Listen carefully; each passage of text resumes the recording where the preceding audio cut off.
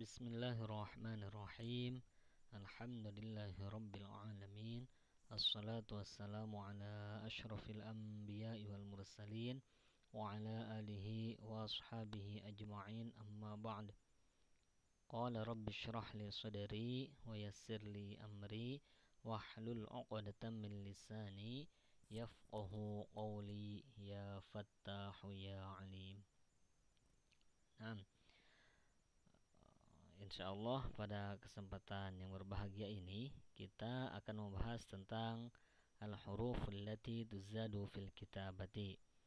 Artinya huruf-huruf yang ditambahkan dalam penulisan kalimat Arab. Di sini huruf yang ditambahkan dalam penulisan kalimat Arab itu ada dua. Satu, penambahan huruf alif. Yang kedua, penambahan huruf wawu. Nah, dalam penulisan kalimat bahasa Arab ada beberapa kalimat yang ditambahkan dalam penulisannya. Nah, di antara huruf yang ditambahkannya adalah sebagai berikut: 1 alif, 2 wawu. Walaupun sebenarnya perlu kita ketahui bersama bahwa penambahan huruf-huruf tersebut itu tidak berpengaruh kepada bacaan, tetapi berpengaruh kepada penulisannya. Nah, sementara yang kita bahas di sini adalah imla, yaitu fokusnya adalah membenarkan penulisan kalimat Arab. Nah, bagian pertama huruf yang ditambahkan yaitu alif. Alif ditambahkan dalam penulisan beberapa kalimat berikut. Yang pertama dalam penulisan kalimat ana dan mi'ah. Nah, jadi kalaupun nanti mendapati pembaca imla membacakan kalimat ana yang artinya saya dibaca pendek, tetapi kita dalam penulisannya harus memakai alif, seakan-akan dibaca panjang. Begitupun dalam kalimat mi'ah. Mi'ah walaupun mimnya dibaca pendek, tetapi yang sesuai dengan kaidah penulisan Arab yaitu setelah mimnya ditambahkan alif. Kemudian yang kedua, alif ditambahkan dalam kalimat fi'il madhi jamak mudzakkar ghaib atau yang menyimpan dhamir hum dalam bahasa Arab, dan ketika kita terjemahkan ke dalam bahasa Indonesia, hum itu artinya mereka. Contoh, zahaba. Nah, itu kalimat fi'il madhi mufrad atau fi'il madhi tunggal. Dia seorang laki-laki telah pergi. Ketika kita menghendaki mengubahnya ke dalam fi'il madhi yang berbentuk jamak mudzakkar ghaib atau fi'il madhi yang menyimpan dhamir hum, maka yang tadinya zahaba menjadi zahabu.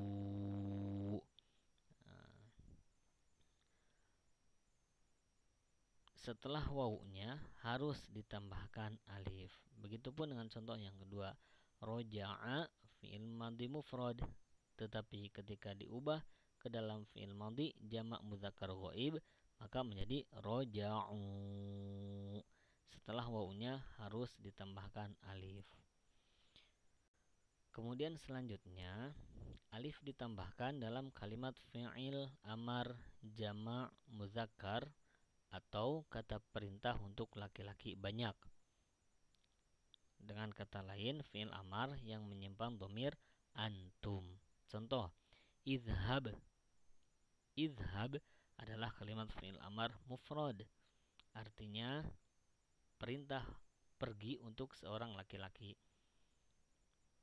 Idhab, pergilah engkau seorang laki-laki. Tetapi ketika kita menghendaki perintahnya untuk banyak orang laki-laki, maka yang tadinya mufrad kita ubah ke dalam bentuk jamak menjadi idhabu. Pergilah kalian wahai laki-laki banyak. Nah, dalam penulisannya harus ditambahkan alif setelah wawu sukunnya. Begitupun dengan kalimat irji', itu adalah kalimat fi'il amar mufrad. Ketika kita menghendaki untuk jamak mudzakkar, maka dibacanya menjadi irji'u. Dalam penulisannya setelah wawu harus ditambahkan dengan alif. Bagian yang keempat, alif ditambahkan dalam kalimat fi'il mudhari jamak mudzakkar ghaib atau jamak mudzakkar mukhattab, yaitu kalimat fi'il mudhari yang menyimpan dhamir hum atau antum dengan syarat diawali dengan lam, an, dan lan. Contoh, yazhabuna itu adalah kalimat fi'il mudhari yang menyimpan dhamir hum. Tazhabuna kalimat fi'il mudhari yang menyimpan dhamir antum. Kalau kita terjemahkan ke dalam bahasa Indonesia, yazhabuna mereka laki-laki sedang atau akan pergi. Tazhabuna kalian laki-laki sedang atau akan pergi. Nah, ketika dua kalimat ini yazhabuna dan tazhabuna diawali dengan lam, maka nunnya menjadi hilang dan posisi nun itu digantikan dengan alif, sehingga dalam penulisannya ditulis lam yazhabu. Setelah wawu sukun harus memakai alif. Lam tazhabu. Sama, setelah wawu sukun harus ditambahkan alif.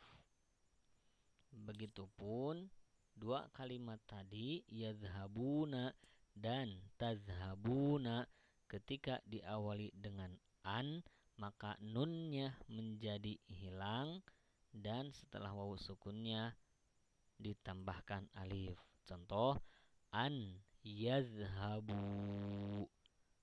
atau an tazhabu.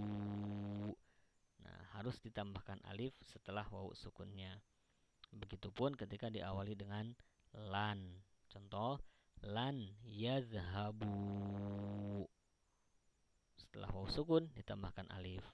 Lan tazhabu.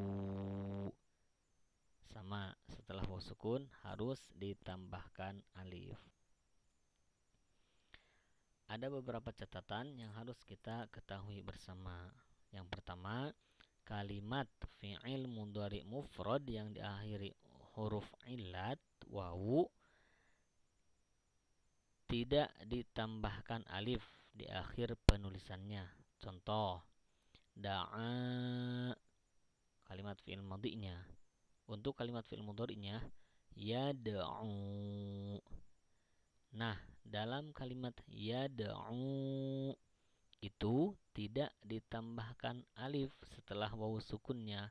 Kenapa? Karena yad'u itu bukan kalimat fi'il mudhari jamak, melainkan yad'u adalah kalimat fi'il mudhari mufrad. Kemudian yang kedua, penambahan alif di akhir kalimat fi'il madhi jamak, fi'il amar jamak, dan fi'il mudhari jamak yang diawali an, lan, dan lam menjadi hilang alifnya apabila setelahnya ada dhamir. Nah, jadi alif yang tadi kita tulis setelah wawu jamak itu semuanya hilang apabila setelah wawu jamak tersebut itu ada dhamir. Lebih jelasnya kita lihat ke contoh. Contoh, roja'u itu adalah kalimat fi'il madhi jamak mudzakkar ghaib. Ketika dia tidak memakai dhamir, maka setelah wawu sukunnya ditambahkan alif. Tetapi ketika sudah ada dhamir setelah kalimat roja'u, maka alifnya dibuang atau dihilangkan, sehingga ditulis roja'uhu tanpa alif. Begitupun dalam kalimat fi'il amar jamak. Contoh, iftahu. Ketika ditambahkan dhamir setelahnya, maka alif yang berada setelah wawu sukun itu dihilangkan atau dibuang, sehingga ditulis Iftahuha tanpa alif setelah wawu sukunnya. Begitupun dalam kalimat fi'il mudhari jama' yang diawali lam, lan atau an, ketika setelahnya ada dhamir maka alifnya menjadi hilang. Contoh, lam yaghliqu. Kalau tanpa dhamir setelahnya maka alif setelah wawu diadakan atau ditulis. Tetapi ketika ada dhamir setelahnya, contoh ada dhamir ha, maka alifnya dihilangkan sehingga ditulis lam yaghliquha. Setelah wawu sukun tidak memakai alif dengan alasan karena setelahnya ada dhamir. Nah, mungkin itu untuk pertemuan kita pada kesempatan kali ini, yaitu kesimpulannya bahwa alif ditambahkan dalam beberapa penulisan kalimat Arab.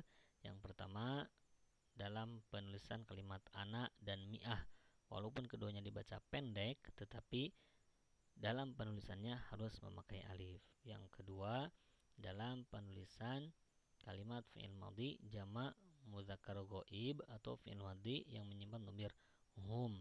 Kemudian yang ketiga dalam kalimat fi'il amar jamak mudzakkar atau fi'il amar yang menunjukkan perintah untuk laki-laki yang jumlahnya banyak.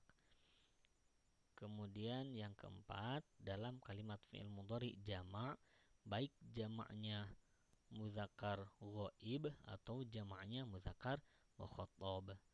Tetapi syarat untuk kalimat fi'il mudhari jamak mudzakkar ghaib atau mukhaththab ini diawali salah satu huruf an, lam atau lan.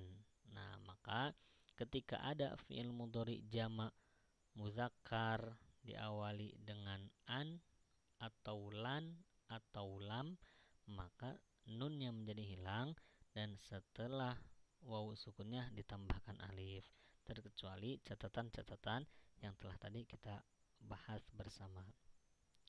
Mungkin itu saja yang bisa disampaikan pada kesempatan daring kali ini. Jazakumullahu ala husni ihtimamikum. Walhamdulillahirabbil alamin. Wassalamualaikum warahmatullahi wabarakatuh.